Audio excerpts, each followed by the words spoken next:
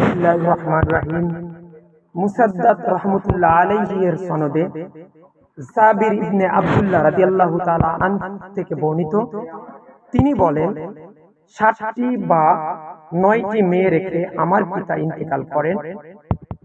তারপর আমি এক বিধবা মহিলাকে বিয়ে করি। রাসূলুল্লাহ সাল্লাল্লাহু আলাইহি ওয়াসাল্লাম কে জিজ্ঞাসা করলেন, জাবির, তুমি বিয়ে করেছো? আমি বললাম, হ্যাঁ। তিনি তারপর জিজ্ঞাসা করলেন, কুমারী বিয়ে করছো না বিধবা? আমি বললাম, বিধবা। তিনি বললেন, কুমারী করলে না কেন?